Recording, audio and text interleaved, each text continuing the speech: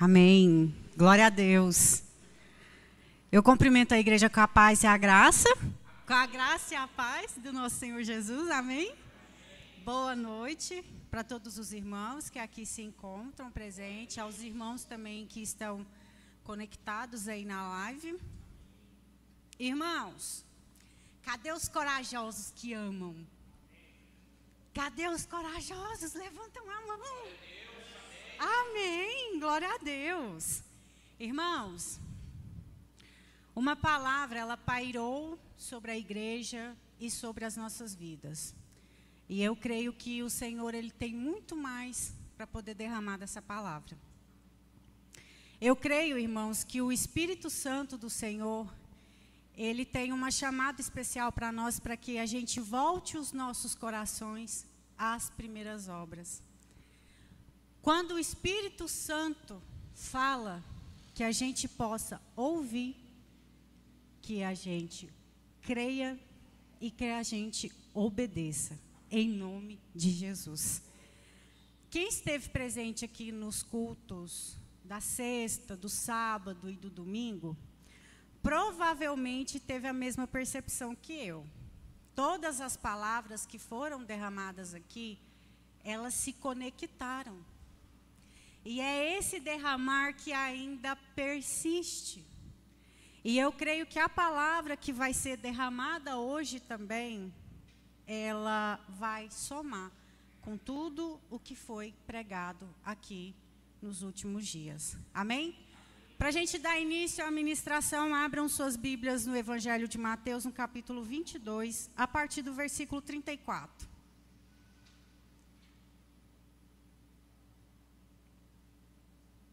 Mateus 22, versículo 34.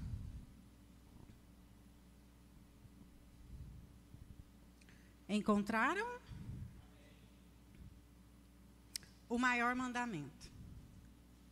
Ao ouvirem dizer que Jesus havia deixado os saduceus sem resposta, os fariseus se reuniram.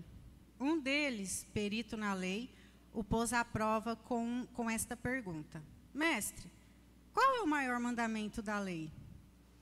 Respondeu Jesus: Ame o Senhor, o seu Deus, de todo o seu coração, de toda a alma, de todo o seu entendimento. Este é o primeiro e maior mandamento. E o segundo é semelhante a ele: ame o seu próximo como a si mesmo. Destes dois mandamentos dependem a lei e os profetas. Amém. Irmãos, aqui nós vemos Jesus, podem se assentar. Aqui nós vemos Jesus respondendo a uma pergunta de um perito da lei. E esse perito, ele era um fariseu. E Jesus diz a ele que o maior mandamento é amar a Deus de todo o coração, de toda a alma, de todo o entendimento.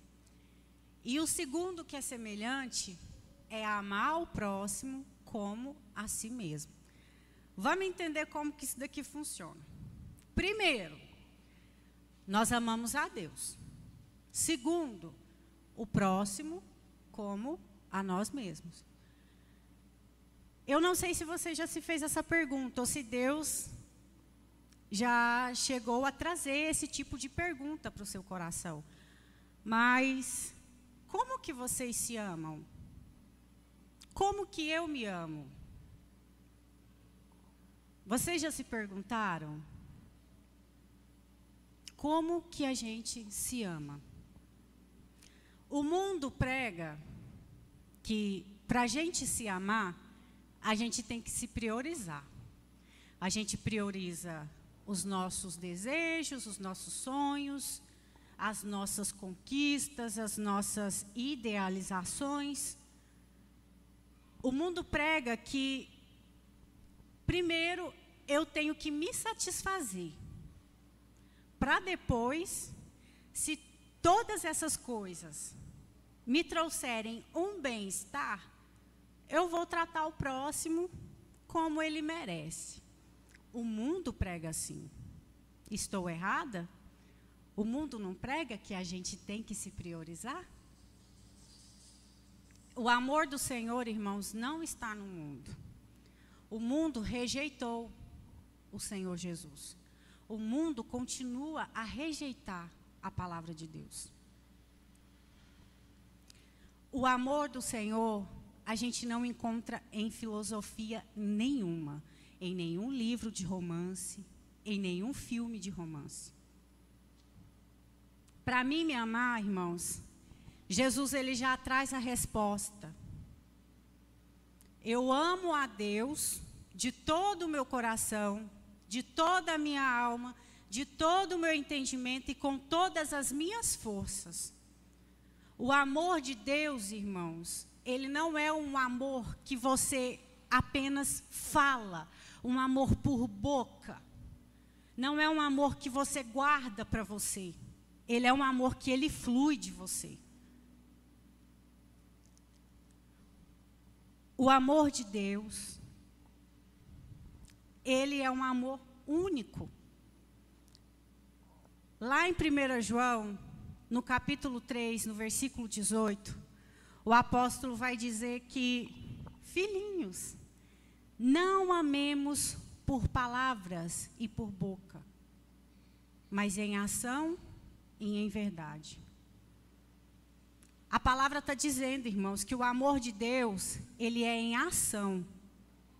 Então, se eu amo a Deus, se eu digo somente que eu amo a Deus por palavras, não é o suficiente. Esse amor, ele tem que ser de todo o coração, de toda a alma e de todo o meu entendimento e de todas as minhas forças. Porque esse amor, ele vai ser prioridade na minha vida. E assim, ele vai fluir de mim ao ponto de quem está perto sentir. E quem é o nosso próximo? O meu próximo, primeiramente, é o meu marido e a minha filha. Todos os dias. E depois, no decorrer do meu dia, vai ser as pessoas às quais eu encontrar. Seja levando a Helena na escola, seja indo ao mercado, a uma padaria, trabalhando. Enfim, todas as pessoas às quais eu encontrar pelo caminho. O amor, irmãos, o amor de Deus, ele não é uma emoção. Ele não é um sentimento. Ele não é. O amor de Deus, ele não é uma emoção, ele não é um sentimento. O amor de Deus, irmãos, como já diz a palavra, ele é em ação. E dentro da própria palavra de Deus, a gente tem essa resposta mais do que necessária, mais do que evidente aos nossos olhos e ao nosso entendimento. Deus, o nosso Pai, ele deu Jesus Cristo por amor a mim e a vocês.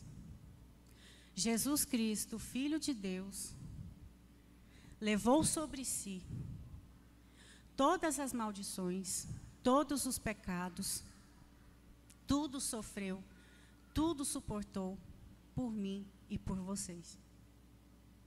O amor de Deus em ação. O amor do Filho de Deus em ação. E não somente por palavras. A gente vai entender, irmãos, que o amor de Deus, ele é um amor que ele é por ação. Nós, como cristãos, a gente tem que deixar esse amor fluir. E não é somente por palavras. Eu digo que por palavras, amor, irmãos, seria 1%. Os 99% é tudo em ação.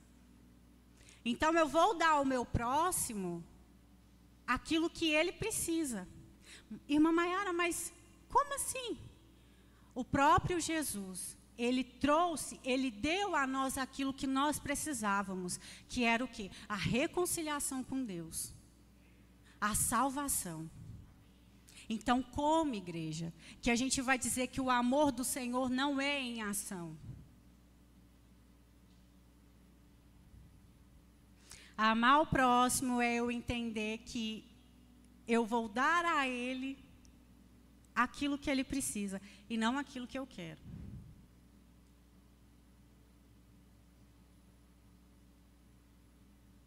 Quantas vezes a gente vai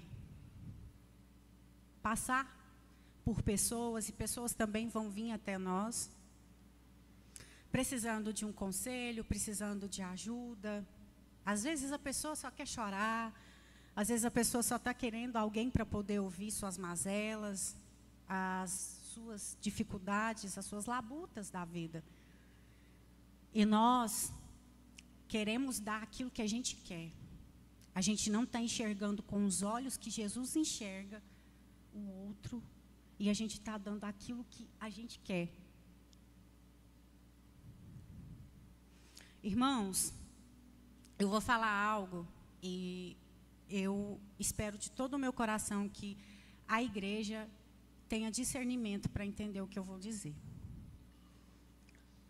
Seja quem for que chegar até vocês, precisando de algo, precisando de ajuda, não dê aquilo que você quer. Dê a essa pessoa o que ela precisa. Sabe por quê? Porque quando eu dou aquilo que eu quero, eu estou dando exatamente aquilo que os meus olhos carnais estão enxergando. A gente não tem o péssimo hábito de julgar pela aparência.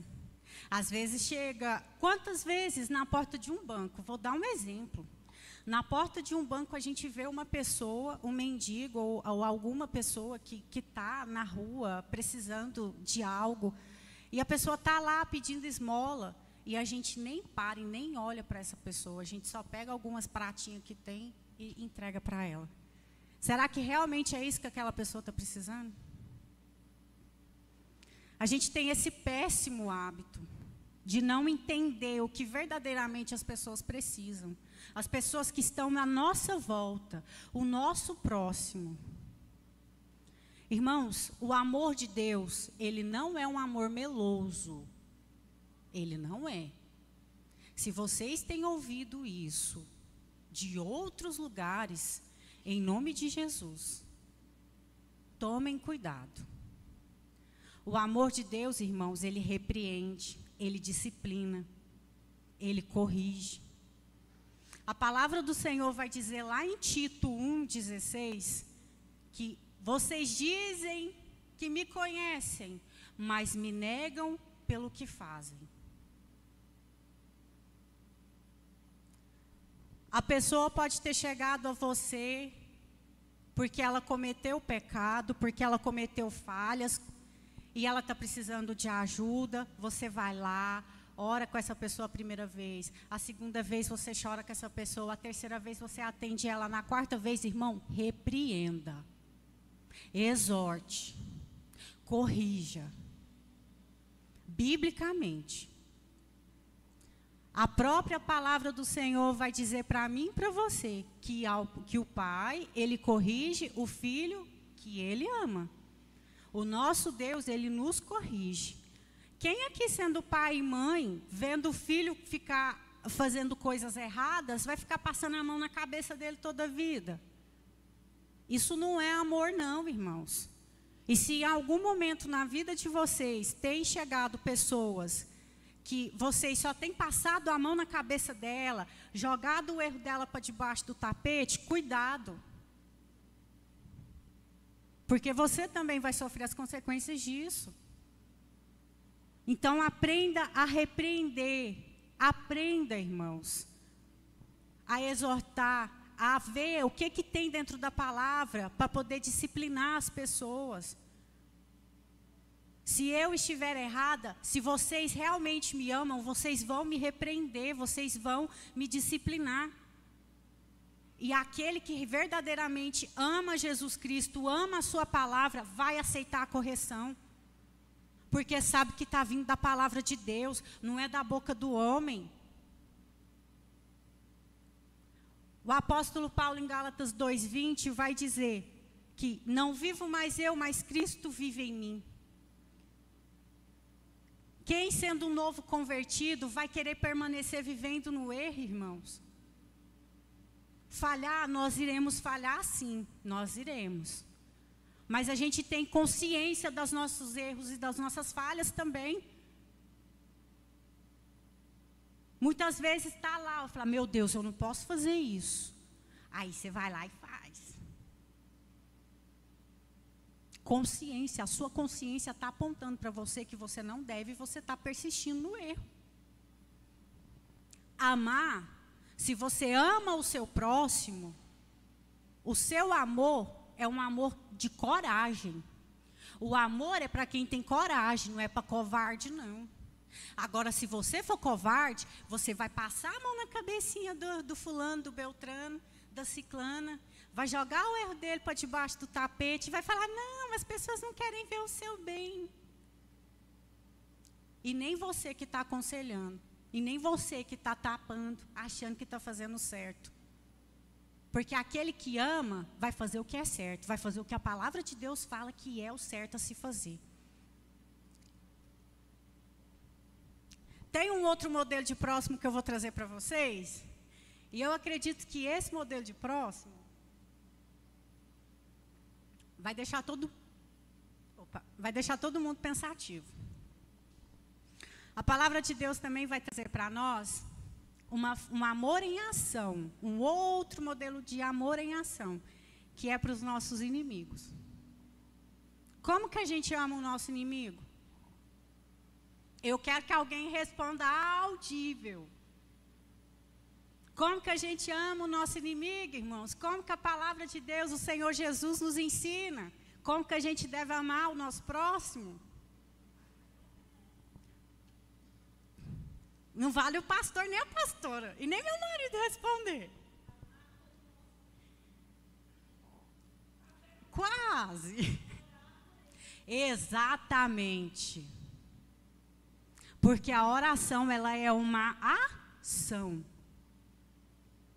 Você vai olhar para o seu próximo, que é um inimigo declarado seu, porque nem todo mundo que está aqui, irmãos, tem uma pessoa muito boa perto toda a vida, não.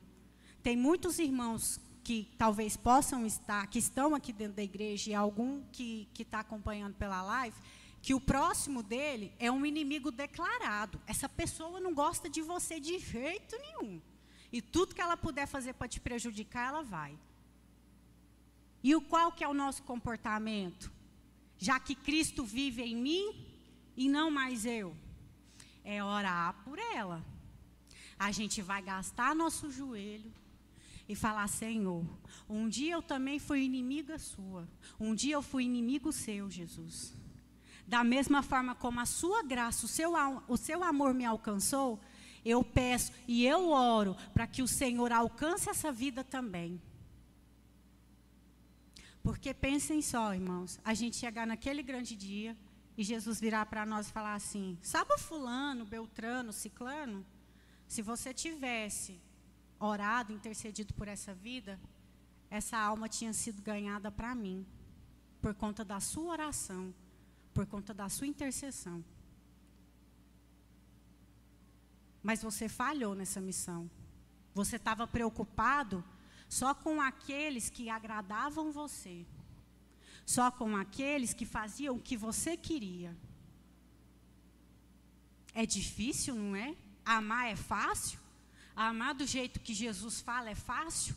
Não é à toa que é o maior mandamento dentro da graça. Amar a Deus de todo o coração, de toda a nossa alma, de todo o entendimento e com todas as nossas forças. E em segundo, amar o nosso próximo como a si mesmo. É fácil amar? É tão fácil assim?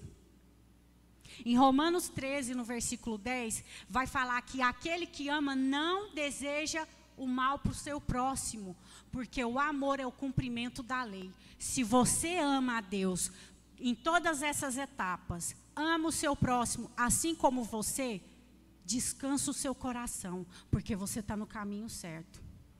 Agora, se você tem falhado, assim como eu já me peguei muitas vezes falha, irmão, volte ao arrependimento e busque direção do Senhor, para que você venha amar do jeito que o Senhor quer.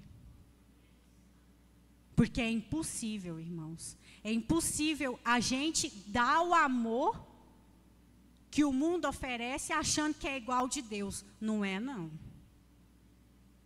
Não é, porque eu já falei aqui para vocês.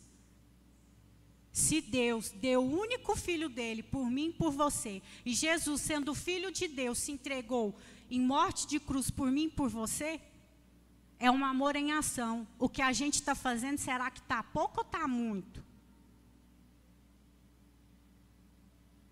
Não é fácil. Não é fácil. Dentro da palavra, tem uma passagem que eu acho sensacional, e eu já cheguei a dar abertura de culto com ela, e hoje eu vou trazer essa palavra novamente, como exemplo de amor ao próximo e dar aquilo que a gente tem de maior dentro de si para o nosso próximo. Lá em Atos, no capítulo 3, no versículo 6 ao 14, nós vamos ver o apóstolo João e o apóstolo Pedro caminhando para o templo na oração das 3 da tarde. Nesse horário era colocado um aleijado. Prestem atenção, era colocado. Pessoas colocavam esse homem na porta desse templo para pedir esmola.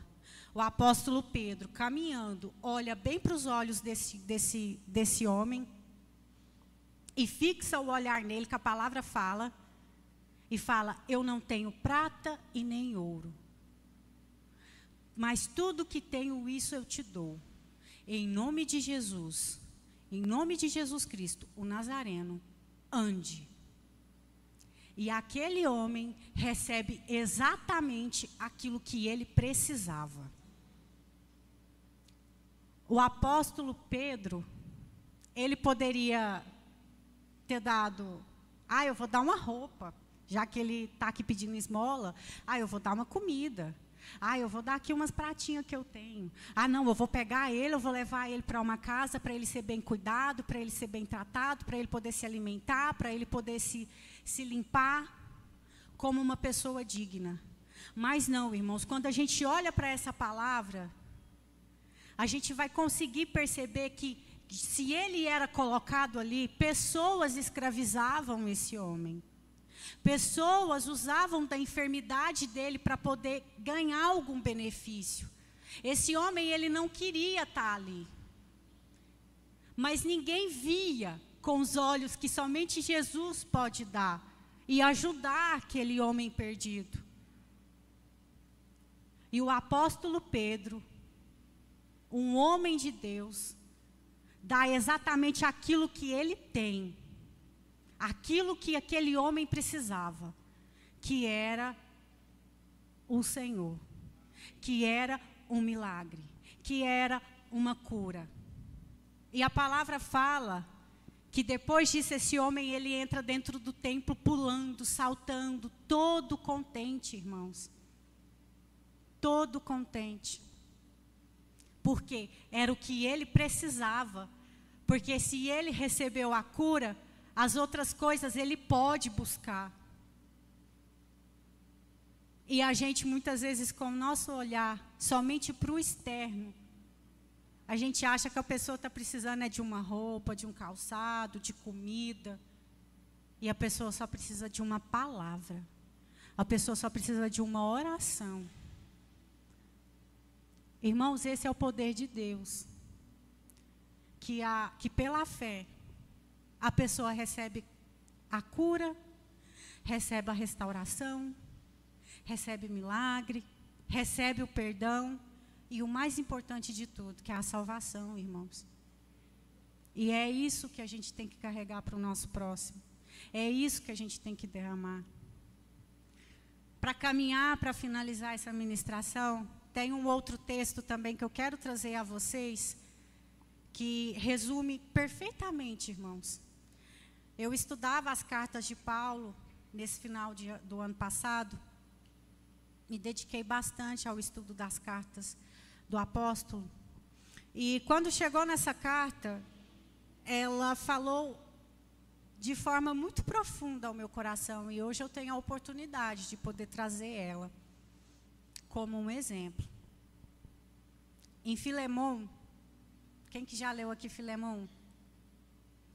Glória a Deus. É uma carta que só tem um capítulo. Ela está depois de Tito e antes de Hebreus. Essa carta, ela conta uma história de um homem chamado Filemão. Filemão, ele era um dos convertidos do apóstolo Paulo ali na cidade de Colosso. E Filemão, ele não era qualquer homem. Ele era um homem que ele tinha escravos. E um dos seus escravos chamava Onésimo. E o Onésimo, ele teve um dia a brilhante ideia de roubar Filemão e fugiu para Roma. Só que, quando ele fugiu para Roma, ele encontra o apóstolo Paulo lá. Olha que história linda. E nesse encontro, irmãos, a vida desse homem é totalmente transformada.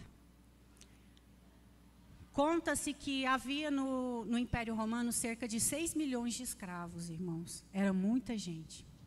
E a lei romana, ela dava passe livre para que, caso Filemão capturasse Onésimo, ele fosse punido com morte. Era assim que os escravos eram tratados. E o apóstolo Paulo, ele como um perfeito imitador de Cristo, irmãos, ele escreve uma carta de próprio punho para Filemão. De Roma ele escreve essa carta para Filemão, contando que Onésimo chegou até ele, foi uma vida ganha para Jesus Cristo através da vida do apóstolo Paulo, e que o apóstolo Paulo desejava enviá-lo novamente a Filemão, mas não como escravo, como irmão em Cristo. E nessa carta, irmãos, a gente percebe o valor da intercessão, o valor do amor ao próximo. O apóstolo Paulo, se ele fosse um homem que fosse preocupado somente consigo mesmo, ele falava: meu irmão, tu roubou, misericórdia, dá licença, eu não quero saber desse problema para mim, não. Mas não, ele pegou, ele abraçou esse homem.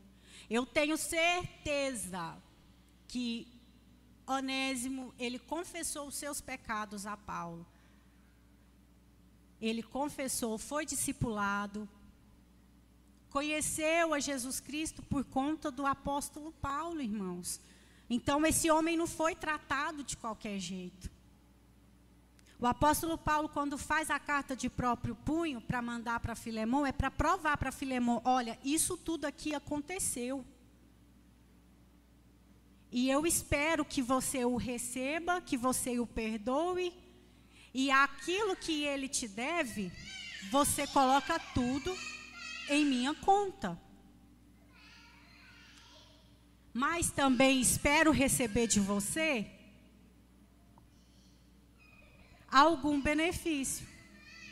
Mas o benefício que o apóstolo Paulo está dizendo na carta, irmãos, não é um benefício para si próprio, mas é um benefício assim: você vai perdoá-lo, perdoe-o, aceite-o na família e no corpo de Cristo também. O fato do apóstolo Paulo também escrever essa carta, irmãos, e dizer para que tudo aquilo que foi tirado de Filemão por Onésimo, e que ele pedia: olha, coloca tudo na minha conta, é porque o apóstolo Paulo tinha consciência da lei romana. Não era só Filemão que tinha escravos, outros senhores ali também tinham. Então, se essa notícia se espalha: o quê? Filemão perdoou o homem? Como assim? Está errado. Iria gerar uma bagunça, irmãos, porque era uma lei. E se o apóstolo Paulo fizesse ao contrário, ele, como um crente em Jesus Cristo, aceitasse Onésimo ser punido com morte, geraria o quê? Um mau testemunho dele como um cristão.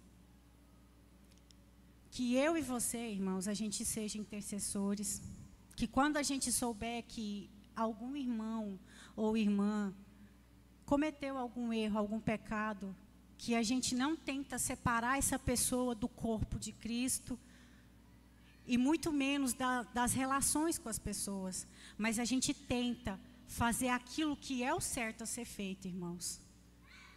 Tratar a pessoa, ajudar essa pessoa, orientar essa pessoa, trazer ela da forma correta para a comunhão com os santos.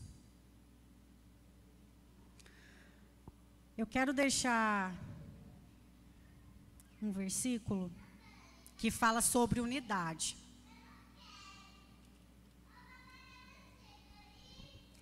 Em Efésios 4,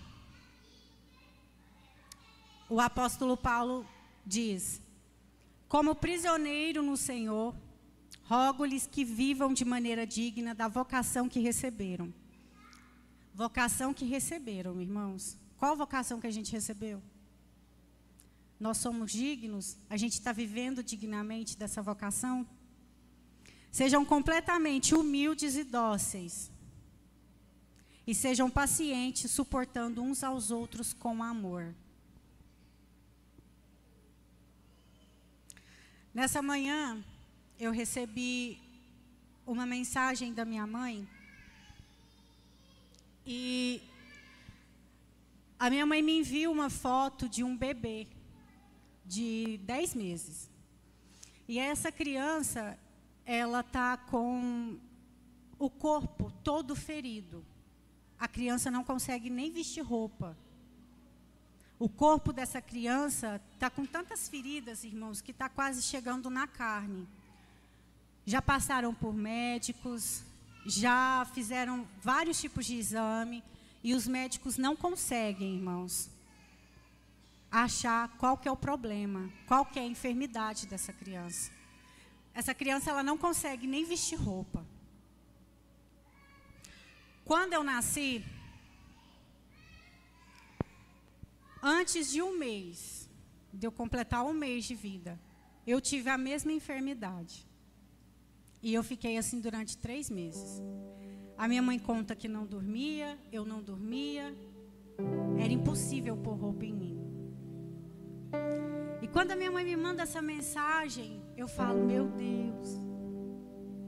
E ela contando, me fazendo lembrar daquilo que eu já sabia. E eu vendo aquela criança, aquele bebê, com o corpo todo melado, irmãos. Isso toca o nosso coração. E eu quero convidar a igreja nesse momento para que a gente venha colocar essa pregação em prática. Vocês não conhecem essa criança. Eu nunca vi essa criança pessoalmente. Mas a gente conhece um Deus que tem poder. E que talvez essa enfermidade, irmãos, possa trazer a família dessa criança para o Senhor. Porque homens, doutores, não conseguem achar e dar um diagnóstico dessa doença. Então eu me olhei.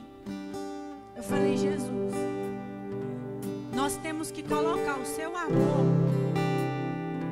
em ação.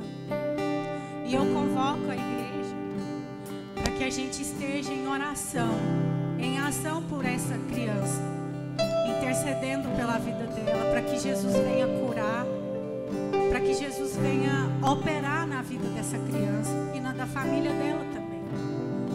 E naqueles que precisam receber do Senhor o verdadeiro amor, para poder fazer valer a pena tudo aquilo, irmãos, que a gente diz fazer para o Senhor. Há pessoas que precisam, nós também precisamos. E que a graça e a misericórdia do Senhor alcance todos, sem medida. Amém. Pai, por essa vida, Senhor, que se encontra na cidade de Catalão, ó Deus. É uma criança, Senhor. Nós não sabemos, Deus, qual é a enfermidade, mas o Senhor conhece, o Senhor tem o remédio, o Senhor é o remédio, ó Deus. De joelhos eu me coloco, Deus, por essa vida. vida, Senhor, a fim de que Tu alcance ela, Deus. E que o Senhor trate, Deus, da planta da cabeça, Senhor, até os pés, Deus. Faça o Teu milagre, Jesus, porque o Teu amor, Ele é muito grande. E pela fé nós cremos, Deus, nós cremos que o Senhor vai operar, que o Senhor vai fazer muito mais, ó Deus. Visita essa família, Senhor, que está desesperada, Senhor, que não sabe o que fazer, Pai. Um dia eu estive nessa mesma situação, Senhor. E se o Senhor me amou, se o Senhor me livrou da morte, Deus, eu creio que o Senhor vai fazer na vida dessa criança, Pai. Então, Espírito Santo, vai de encontro com ela, Deus. Vai de encontro nessa casa, Deus. Vai de encontro com todas as vidas, Senhor. Com todas as vidas que necessitam do Seu amor, Deus, que precisam do Seu amor. Vidas que estão desenganadas, Deus, que estão iludidas com o amor desse mundo, Jesus. Mas é só em Ti, Deus, que nós encontramos a verdade, porque o Senhor é a verdade, meu Deus. Pai, transforma o coração do Teu povo, Deus, que o coração do Teu povo se volte a Ti, Senhor. Nós não queremos, Deus, vir com a roupa mais linda, com o sapato mais lindo, Jesus. Nós queremos vir com o nosso coração quebrantado, rasgado diante do Senhor, Deus. Porque o Senhor é tudo. Sem o Senhor de nada valeria, sem o Teu amor de nada vale, Deus, o meu esforço. Então nos enche, Pai, nos enche com o Teu amor, nos encha de coragem, Senhor. Nós não queremos ser homens e mulheres covardes, ó Deus. Que sejamos homens e mulheres cheios de coragem, Deus, para poder amar aqueles que o mundo quer crucificar, que o mundo quer apedrejar, Senhor. No Senhor a salvação, no Senhor a redenção, no Senhor a restauração, a libertação, a perdão, Deus. Então opera, Senhor, opera do jeito que só o Senhor pode fazer, Deus. Eu por mim eu não faço, mas o Senhor Jesus Cristo, o Senhor tem poder, e eu creio nesse poder, Jesus.